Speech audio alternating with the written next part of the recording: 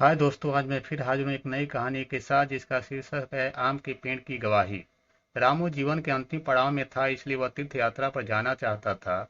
उसने अपने जीवन भर की कमाई एक जगह एकत्रित कर रखी थी। जब उसके मन में तीर्थ यात्रा पर जाने का ख्याल आया तो उसने उसमें से कुछ अशरफियाँ निकाल ली और बाकी बची हुई 1,000 अशरफियाँ एक थैली में भर ली और अपने मित्र दीना को देते हुए बोला, मित्र, ये मेरे जीवन भर की कमाई है।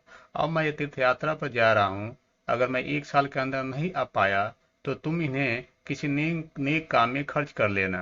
1 साल तक यह सरफिया तुम्हारे पास मेरी एक अमानत है। अगर मैं आ जाऊंगा तो मैं आकर वापस ले लूंगा।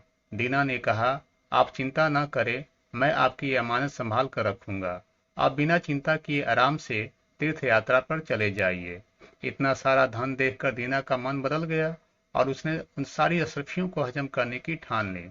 1 वर्ष बाद जब रामू तीर्थ यात्रा से वापस आ गया और दीना के पास अपना धन लेने गया तो दीना ने धन देना तो दूर, रामू को पहचाने से भी इनकार कर दिया और उसे बेइज्जत करके घर से भगा दिया।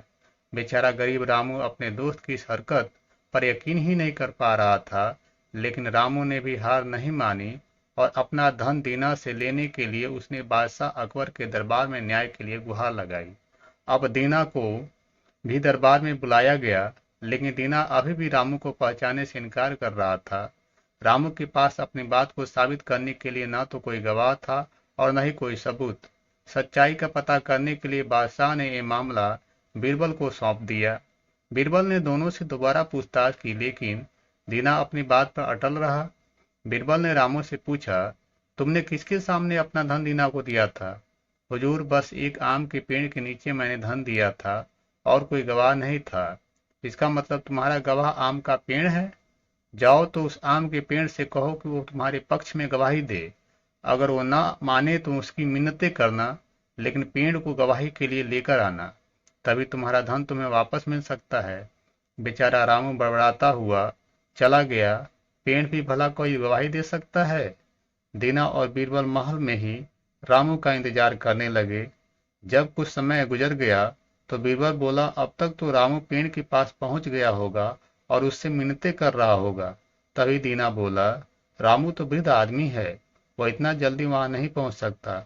अभी तो उसे काफी समय लग जाएगा, क्योंकि वहां का रास्ता भी साफ नहीं है। बीरबल शांत होकर रामू का इंतजार करने लगे। बहुत देर बाद रामू महल में आया और बोला, महाराज, मैंने पेड़ से बहुत मिन्नतें की, लेकिन वो वहीं का वहीं खड़ा रहा। अब आप ही बता दीजिए मैं क्या करूं? बीरबल ने रामू को आश्वासन देते हुए कहा, तुम चिंता मत करो, पेड़ तुम्हारे पक्ष में गवाही देकर चला गया है। दीना ने आश्चर्यचकित होकर पूछा, पेड़ कब आया? मैं तो कब से यहीं बैठा हूँ। बीरबल बोले, दीना, जब मैंने तुमसे पूछा था कि रामू उस पेड़ के पास पहुंच गया होगा तो तुमने तुरंत इनकार कर दिया। इसका मतलब कि तुम उस जगह के बारे में अच्छी तरह जानते थे, लेकिन तुम झूठ बोल रहे थे। अब तुम सीधे सीधे अशरफियों के बारे में बताते हो या मैं अपने तरीके से पूछूं? बेचारा दीना ने डर के मारे सब कुछ कबूल कर लिया।